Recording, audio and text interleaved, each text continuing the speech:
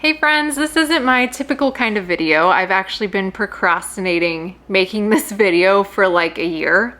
I wanted to make this video early last year and just open up, but I found out about myself is I have a very hard time opening up to people. I don't know why. I think I've always just kind of felt like a burden to people, or like no one cares about my struggles or my issues because everyone's going through it and a lot of people have way bigger struggles than me. I originally started social media because I wanted to share my story, and that's why I named my channel Kelsi Davies. It's just everything that I enjoy doing and sharing my journey, my spiritual journey, and my earthly journey with all of you. And I have shared a lot with people, but I haven't made a full sit-down video about me and my journey, and I just wanted to do that, and I'm not sure how to do it. I have a lot of trauma.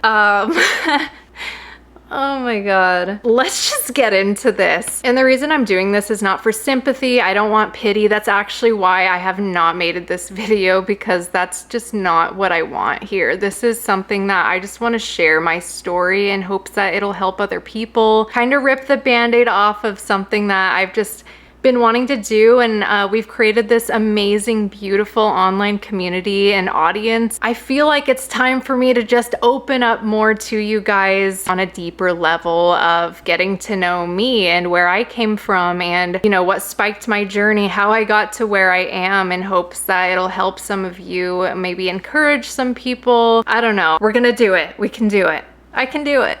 Oh my god. Okay, I'm so nervous. I don't know if you guys can, like, I'm like shaking. Why am I so nervous? I literally talk to dead people. Growing up, I was always very, very shy. I actually had really bad social anxiety to the point where I could not look people in the eye. I had to just constantly look away. I couldn't order my food. My mom would have to order my food for me. And I was just known as the shy girl. Like at school, I was bullied a lot. When you're shy and when you're quiet, people kind of just put this narrative on you because you're not open and you're not vocal and they don't know what to think about you. So it kind of allows people to form their own opinion, and it's not always good, you know? Because, you know, you look at someone, they're quiet, and you're like, what are they thinking? Why aren't they sharing their thoughts with me? It makes your mind kind of go. You're like, are they bitchy, or are they just going through something? What's happening here? And for me, I was always kind to everyone, and I was just really socially awkward and just had that issue. And I went to public speaking classes and stuff to try and help me. But the weird thing about me, I guess it's not that weird. I'm just a weird person. I don't know.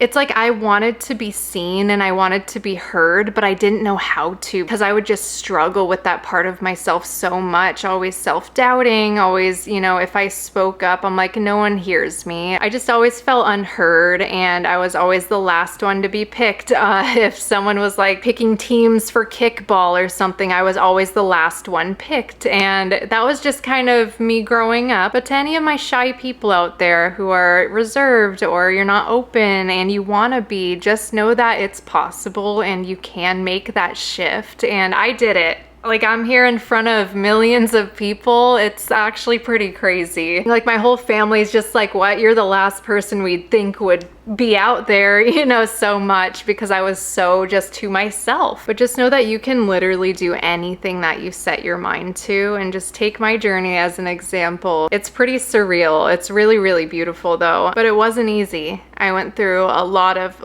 trauma, a lot of struggles.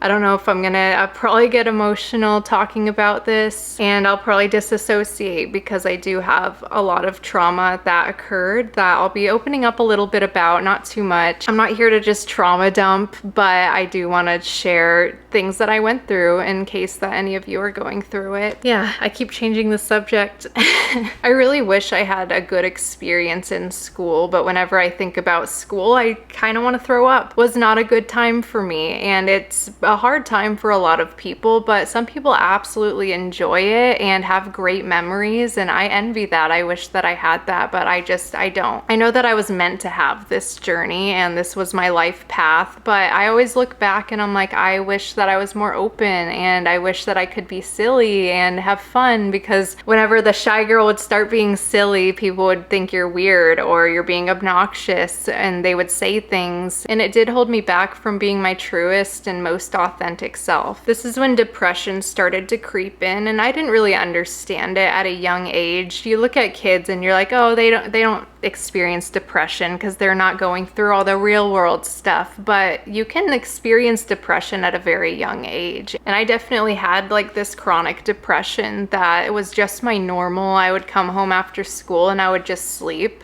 That was my routine. I would come home, go to sleep, wake up for a little bit, eat, go back to sleep. And I just loved sleeping. It was kind of my escape from reality, but it's also a big sign of depression. And when we sleep, I believe we're very, very connected to the spiritual realms, whether we remember it or not. We go astral project, or we'll have these experiences, and I would have these really intense paranormal-esque experiences in my sleep. Like one of my earliest reoccurring dreams that I would have, I would end up in a realm with, there's certain houses that I've been back to multiple times in my sleep, and there's this big brown house that I would go to, and every time I went there, it was surrounded by spirits of those who have passed, and they would all be super confused as to how I got there. And I would walk through and it would be kind of telepathic with each spirit that I experienced. They would show me how they died or what their name was, you know, their relation to someone. Sometimes I didn't know these people, and then sometimes I would know these people in my waking life. And I would also dream of things before they would happen and just have these profound experiences. Then I would go to school and try to tell people, you know, about these experiences, and they would just go, no, you're lying, we don't believe you, ghosts aren't real, just all those things. And those are the things that make you block out that side of yourself, is our society and the way that we suppress that part, especially in America. But deep down, I always knew these weren't just dreams. This wasn't my imagination. This was something so much bigger than me that I just did not understand, and I had no one to help guide me because I didn't grow up religious.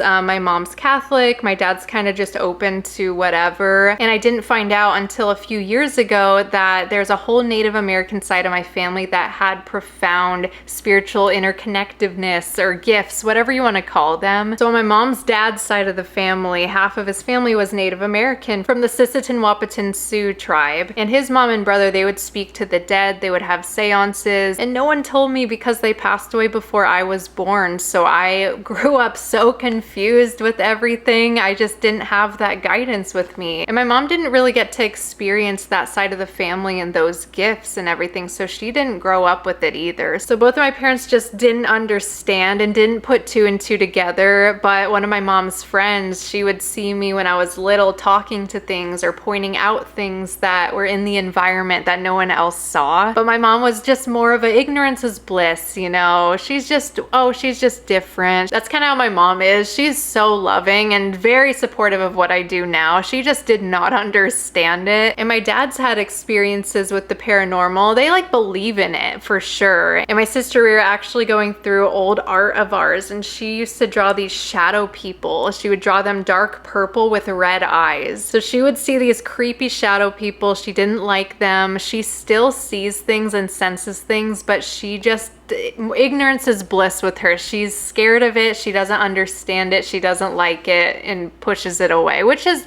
valid. That's how a lot of people are. But for me, I was called to understand it all and to share my experience with the world. That's why I have this platform, is to show all of this and this whole journey, which is why I'm kind of mad at myself for not being able to sit down and just talk and do videos like this where I'm literally just explaining my life. I just get in my head a lot and I'm like, does anyone really care? I don't know. Now we're jumping up to high school. So when I went to high school, I came from a middle school that they were all going to a certain high school, but we ended up moving and I had to go to a different one. And I just wanted a fresh start. So I was like, okay, yes, I'll just go to a new high school. But then my social anxiety won. I sat in the hallway by myself the whole freshman year pretty much. And this is why I think my spiritual gifts kind of go hand in hand with my social anxiety, because I would walk into the cafeteria at school and I would feel everyone's energy so aggressively. I didn't know how to block it out, how to shield my energy space. So I just would get so overwhelmed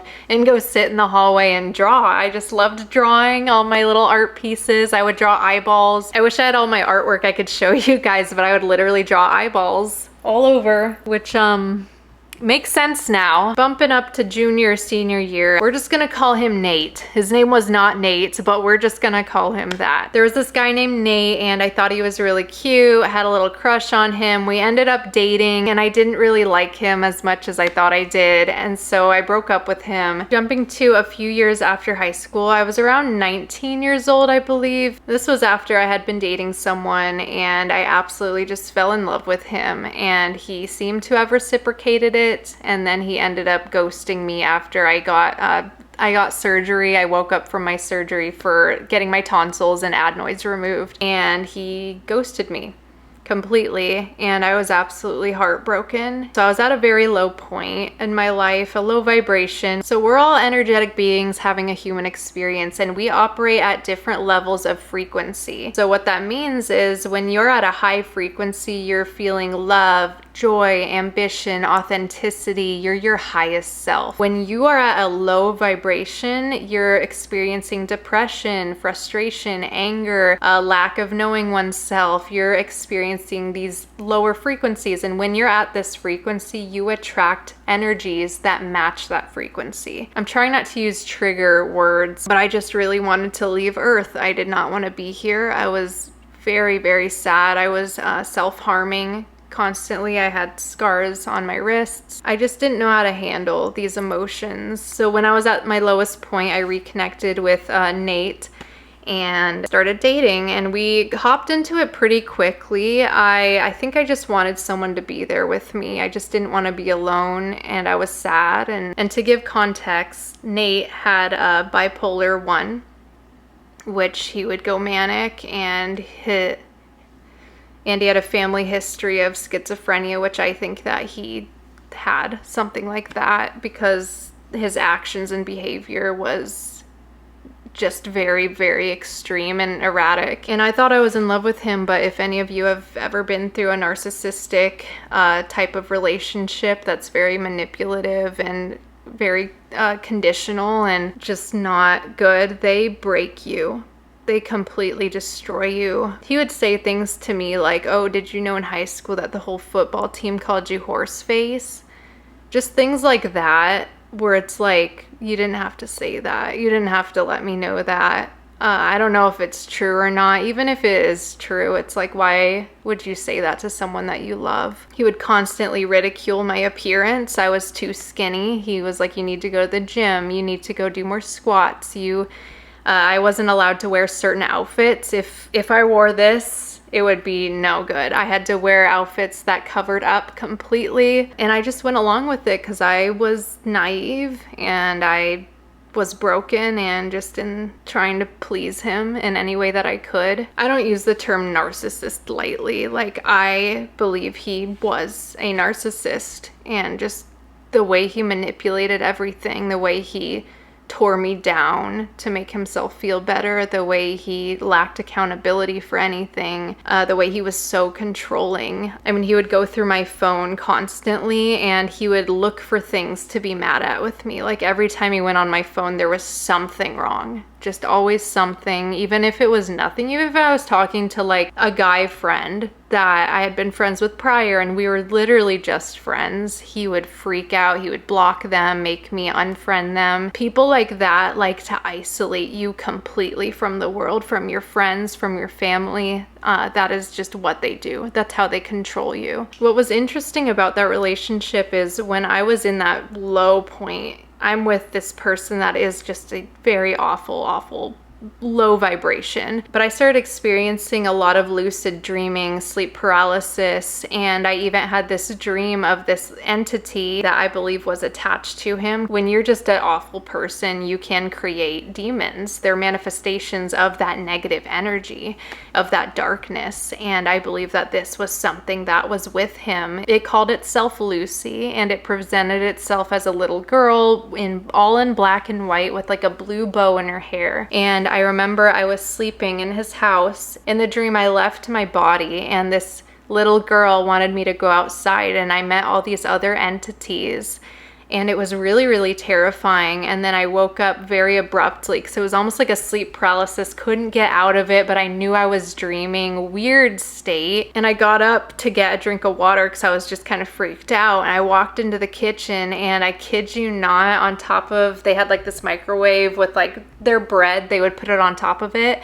This bread loaf goes flying off, and it freaked me out. I was like, what the hell is that? And so I tried to explain it to him, and he just got so upset, started screaming at me. I remember there was this one time I had an experience at his sister's house, and I like heard something upstairs, and I had seen something, and I tried to explain it to him, and he flipped out. I don't know why he would get so angry at that. Started screaming at me, went in the car, and he punched the air conditioning vent in. And so I just wasn't allowed to share that part of myself with him. And so I just kind of kept it in, kept it silent. Even like talking about it just gives me anxiety. It kind of just takes me back to that state of being. I was constantly vomiting because I think I was trying to purge his energy away from me. I was so skinny, like so skinny. He then made fun of my weight and called me bulimic. What's really, really awful, and I don't even know if I should share this or not, but this is something that's really weighed on me, and it still does to this day. Over the span, we dated for almost a year, and over the span of that year, he had sexually assaulted me multiple times throughout that year. And when a pattern's repeated like that, it causes like it's called CPTSD, which is complex post-traumatic stress disorder. And you know, you experience something once, you get PTSD, but to experience it multiple times, it's just extremely traumatic. And that's something I'm still healing from, and I may never heal from it. And it's really hard for me to talk about it. It's been years past, you know, it's been like almost 7 years, I think. But it's hard too, because usually when people say they've been sexually assaulted, it's by someone that they don't know, or it's by someone random, or someone that they're not dating. But when you're dating someone, it's like, it's so difficult to even come to that. It's something that took a lot of rounds of therapy just to understand and to comprehend that that is what happened. But if anyone's experienced that, just know that you're not alone and that you can get through it.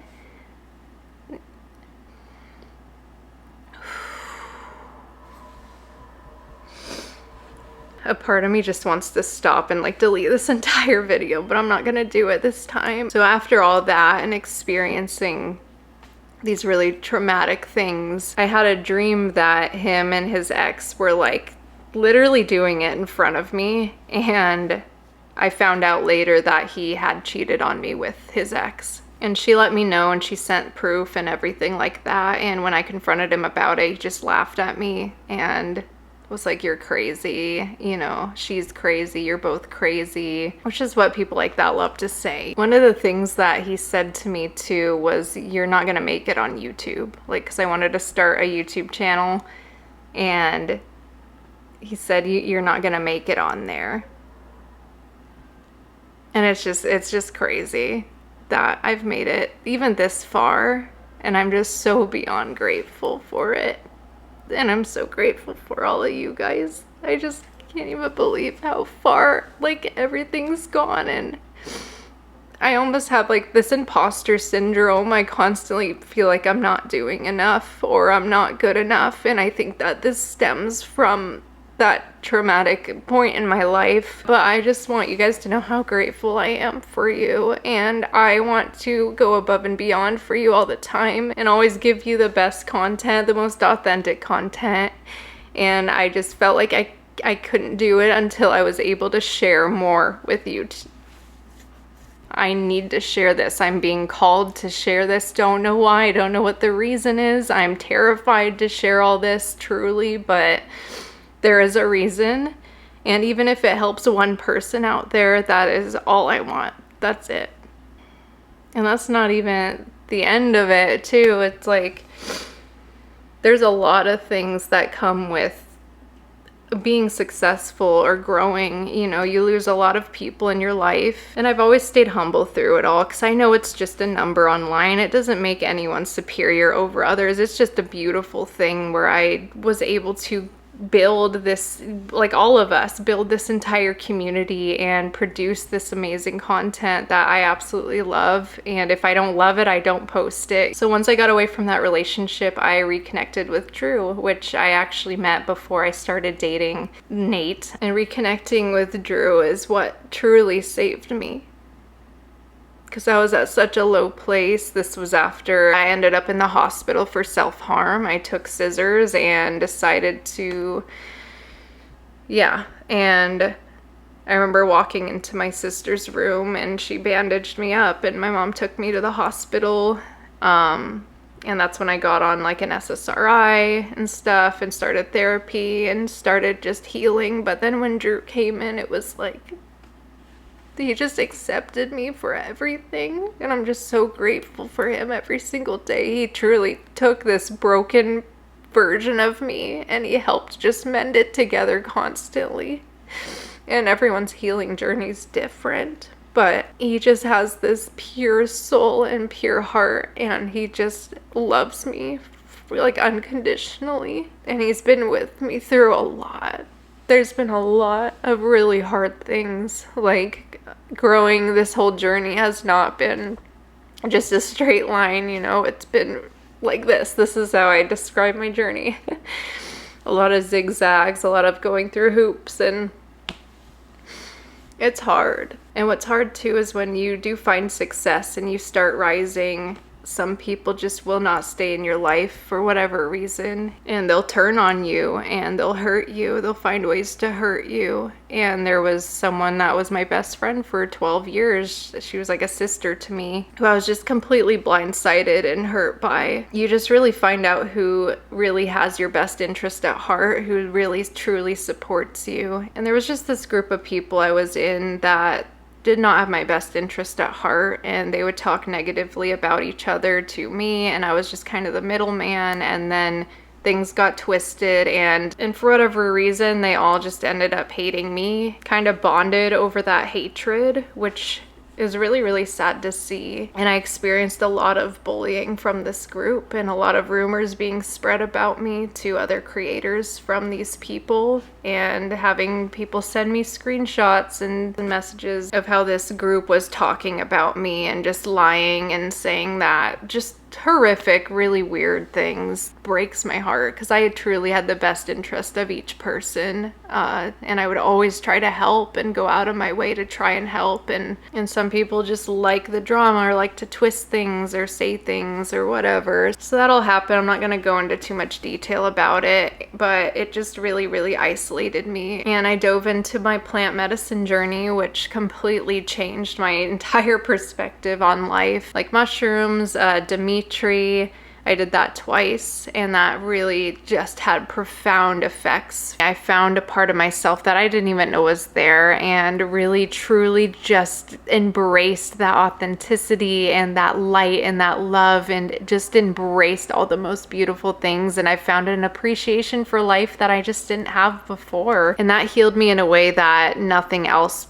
could have possibly ever healed me. Like, it was like having lifetimes of therapy in one sitting. So intense, but so beautiful, and nothing that you can ever experience in this human vessel, in this human experience at all. And I've found a lot of forgiveness through that to the people that have hurt me and continue to try to hurt me. I just understand now how much pain they're in internally to just project that outwards, and it makes me really, really sad for people like that. It really does. Unfortunately, in the past couple months, I've been dealing with a harassment situation. I'm not allowed to legally say much detail about it, but I am am protected now. I can finally sleep in my own home feeling safe. I also don't know if you guys know this, but I edited all my videos for like years. I now have editors that I'm still heavily a part of the editing process of all my videos because I like them a certain way and I'm still training people and whatnot. I've done all my own thumbnails for years. It's like I've had 6 arms. Don't know how I did that, but now I do have a lot of help. Drew's helping me.